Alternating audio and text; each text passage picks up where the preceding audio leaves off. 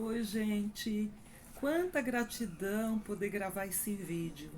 E eu gostaria de começar fazendo um agradecimento ao meu amigo Vanderlei, do canal Escola Dominical Brasil, que me convidou essa semana para uma reunião familiar, onde eu pude compartilhar uma mensagem.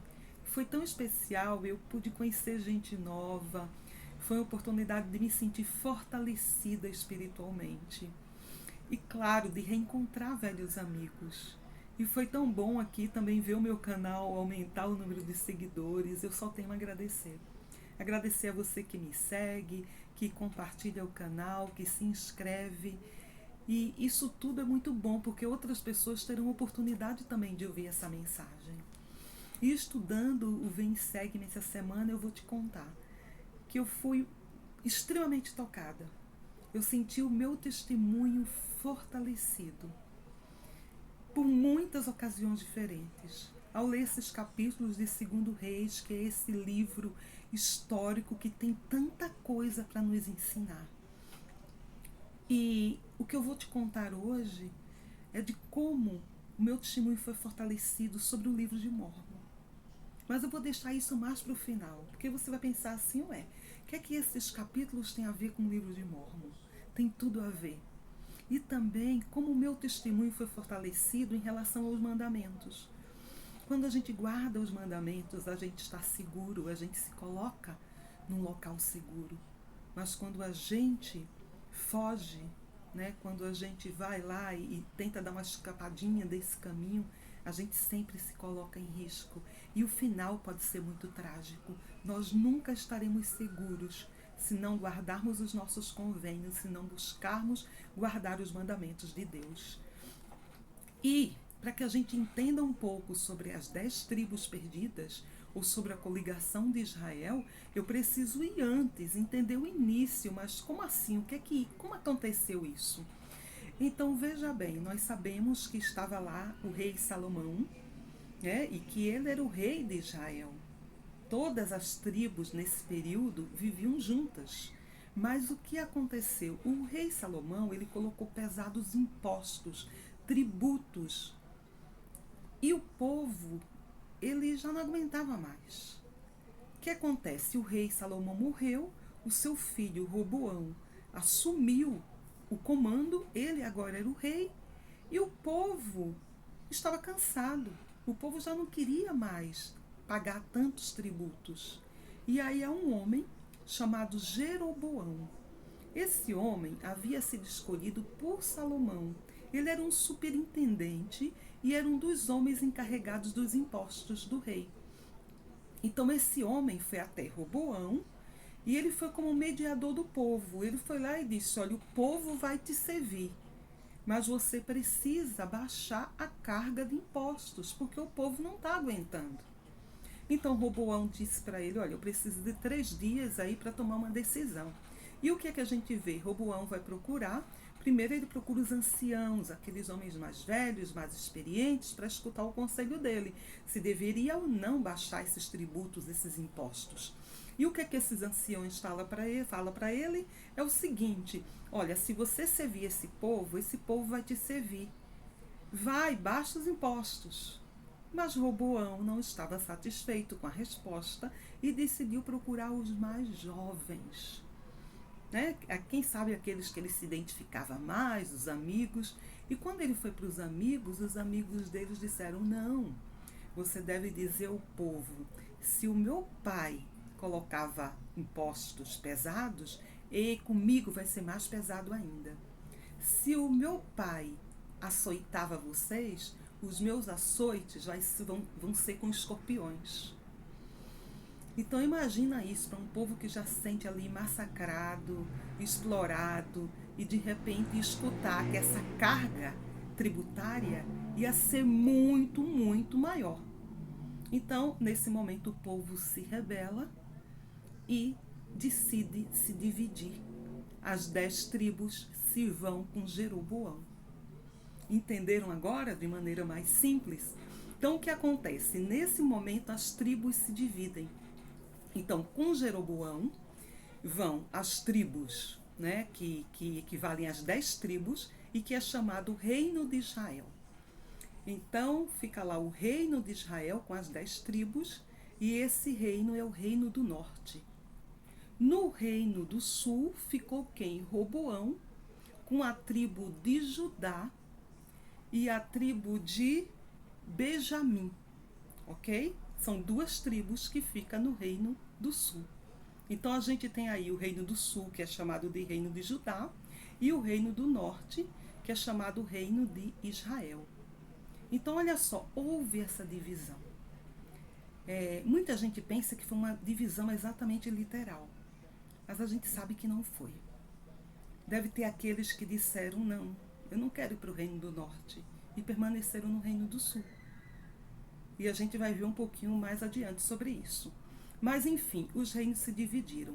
Então, o livro de Reis está contando simultaneamente a história do reino do norte e a história do reino do sul. O que acontece aqui com a tribo de Judá, que é Judá e Benjamim, e o que acontece com a tribo de Israel, que são as 10 tribos. Então, as histórias se cruzam, se entrelaçam. E é muito interessante que a gente vai vendo o que acontece de um lado e o que acontece do outro. O que fica muito claro é que eles são governados por reis, então o reino do norte tem os seus reis, o reino do sul também tem os seus reis, assim como tem os seus profetas. Assim o Senhor não nos abandona, não abandonou aquele povo, e Ele sempre enviou profetas para guiar o povo, para conduzir, para dizer a vontade dEle. Então, isso fica muito claro de como o Senhor, Ele ama o seu povo e de como Ele vai sempre se esforçar para que todo o seu povo seja salvo.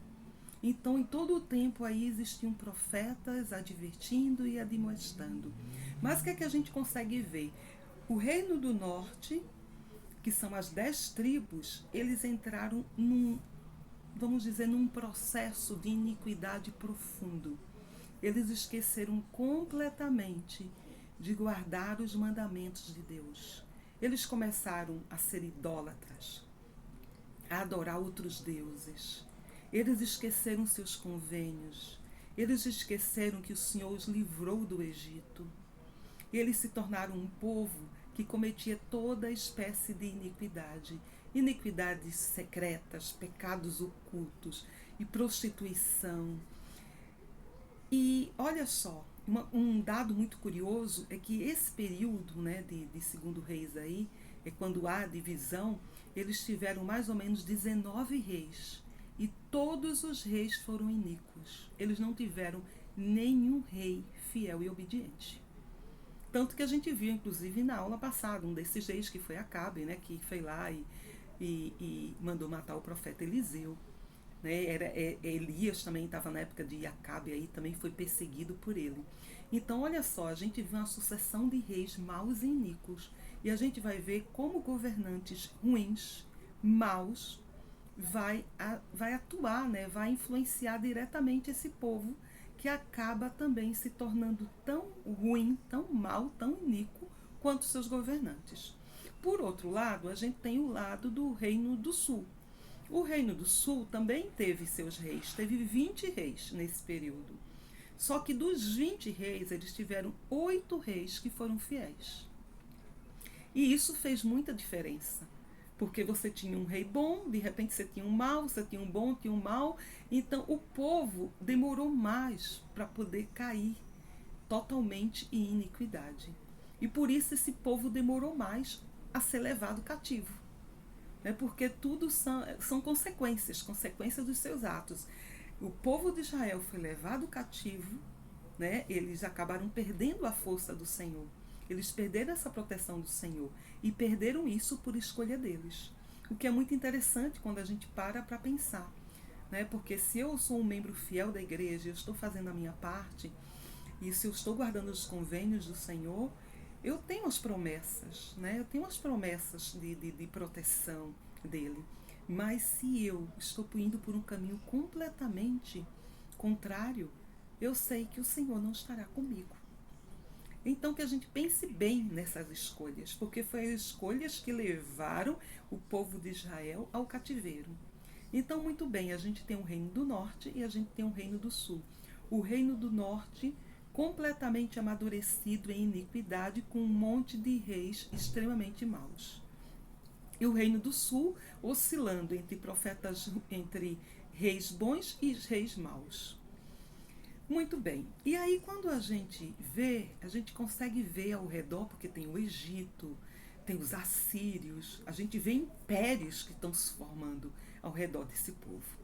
E os assírios era aquele povo que governou com sangue e horror, né? Aquele povo sanguinário que desossava você vivo, que esquartejava pessoas, que sacrificava crianças. Eu acho que é o povo mais bárbaro que a gente tem conhecimento da história.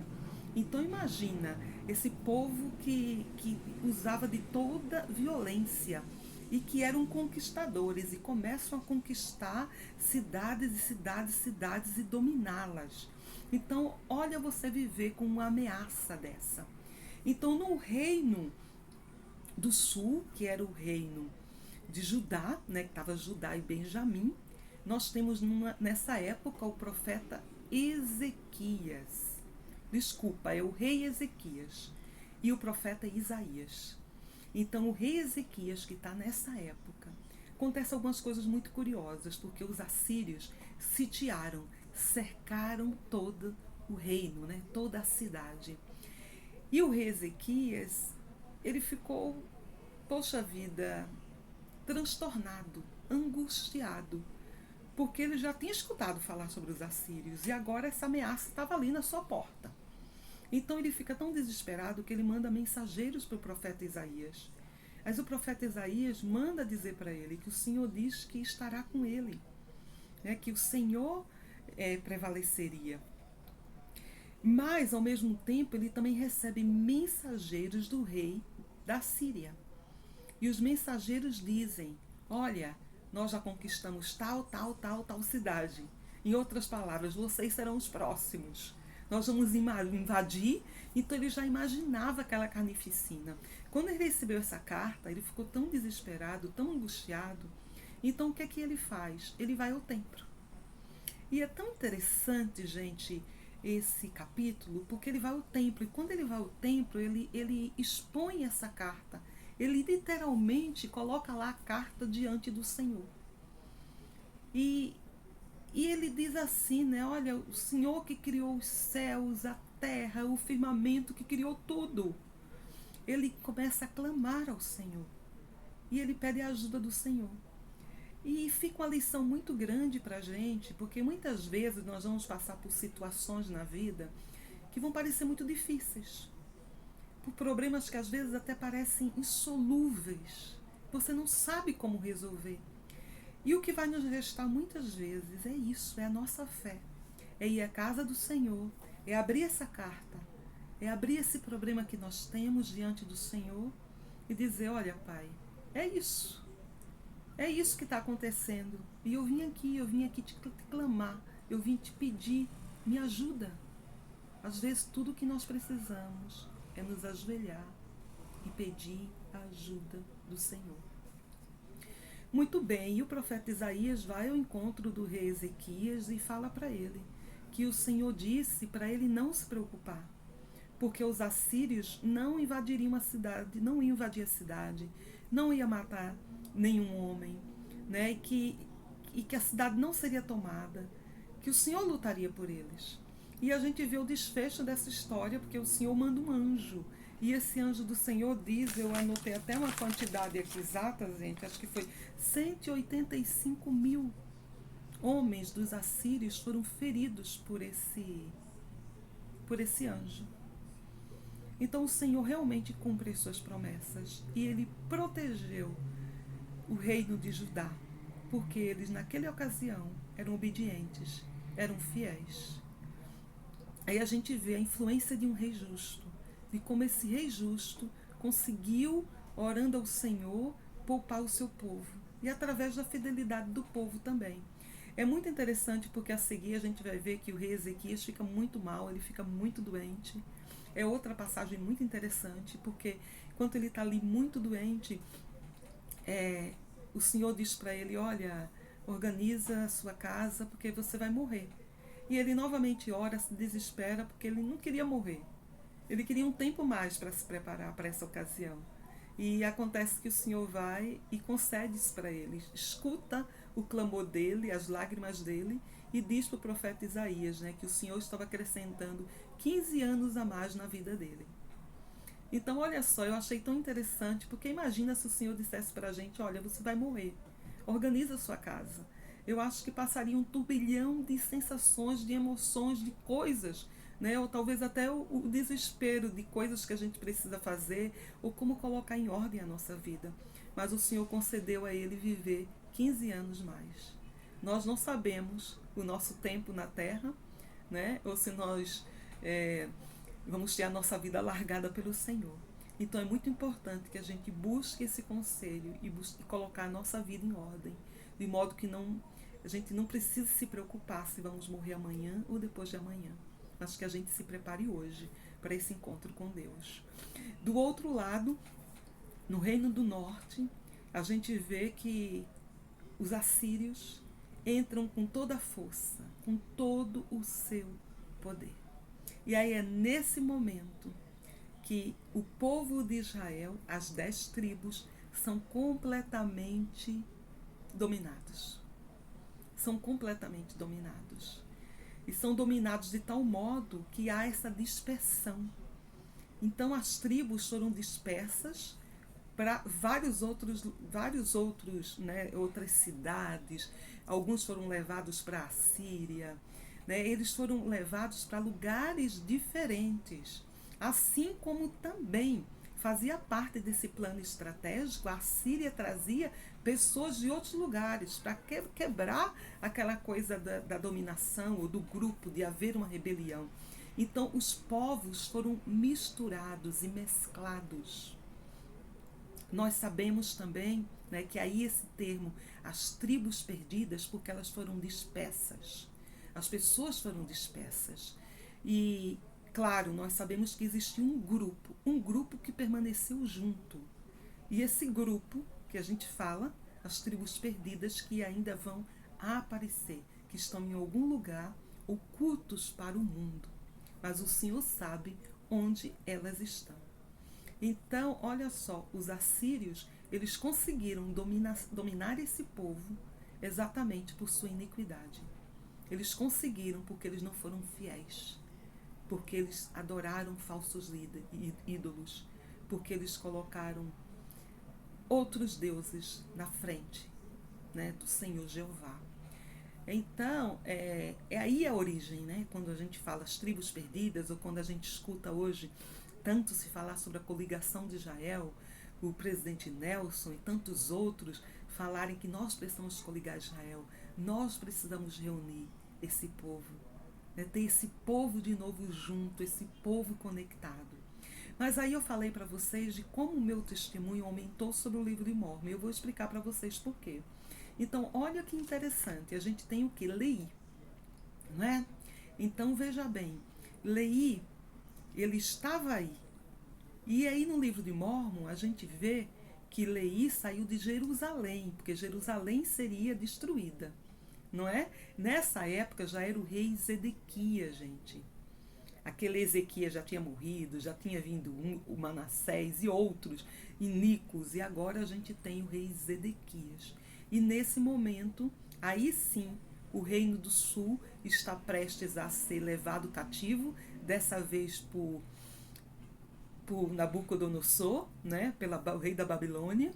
Olha só, e aí nesse momento que entra Leí. E como fortalecer o meu testemunho, porque quando a gente pensa no livro de Mórmon, pensa em Joseph Smith, esse livro que ele traduziu pelo dom e poder de Deus. E não poderia ter sido por outro poder.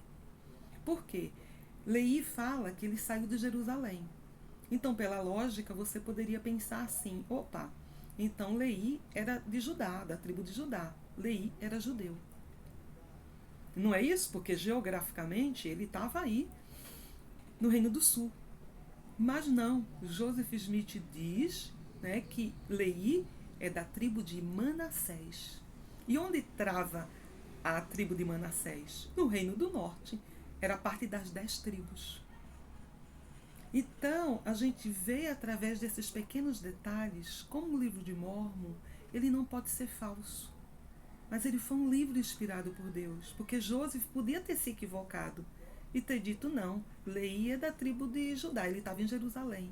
Não, por revelação, ele sabia que Leí era da tribo de Manassés.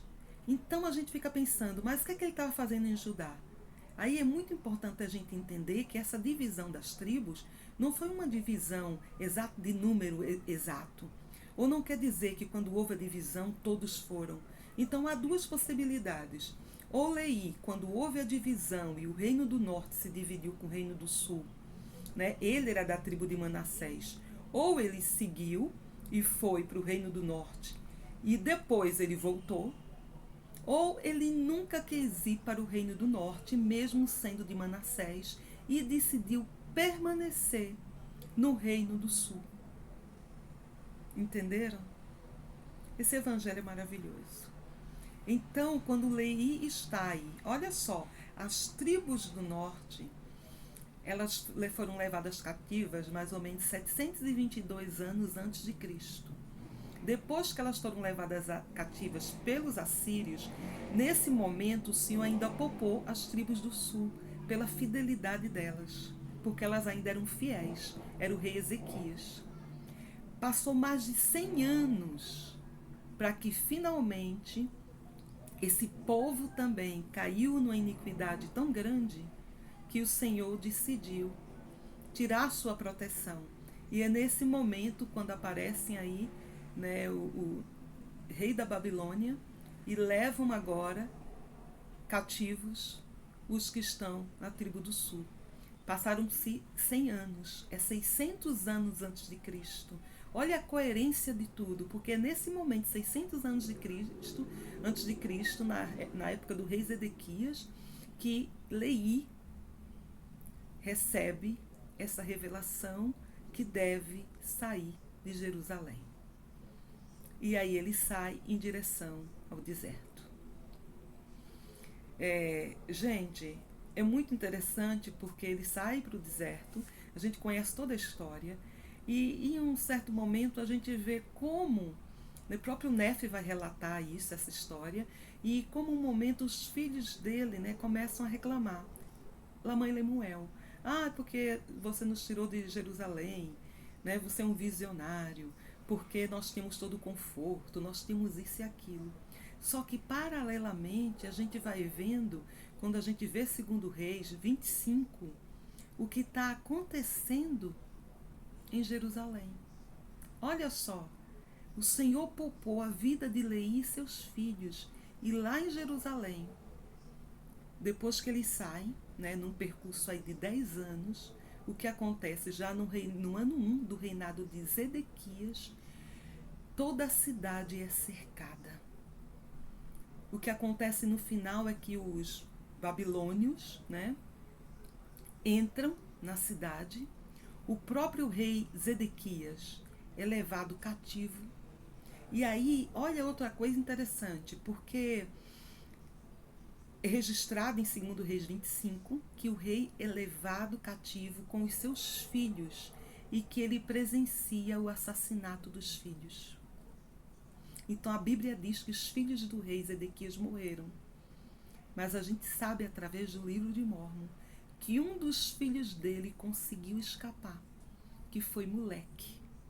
Olha isso. E o rei Zedequias teve os seus olhos arrancados. Gente, e quando a gente vai lendo o livro de Mórmon, a gente vai vendo o quê? Né? Que Zaraínla, por exemplo, desculpa, gente, eu estava falando em espanhol aqui. Que Zaraínla é a convivência com meu marido. Que Zaraínla, né, era descendente de Moleque. Então, a gente consegue ver aquele outro lado que a Bíblia não contou. Esse esclarecimento, né, essa clareza que a gente tem do Evangelho. Então, o Evangelho é maravilhoso. Assim como o Senhor também aparece para os nefitas e ele fala de maneira muito clara, que a Bíblia não deixa toda essa clareza, Ele fala de maneira muito clara sobre as tribos perdidas, quando ele diz, né, que vai visitar as tribos perdidas. Que esse povo está perdido para o mundo, mas não está perdido para ele. E que ele vai visitar e que esse povo nunca escutou a sua voz. Olha só. Então nós sabemos, né, que um grupo específico, talvez não seja um grupo numeroso, mas conseguiu se ocultar e se esconder. E que antes da vinda de Cristo nós vamos ter conhecimento, né, desse povo.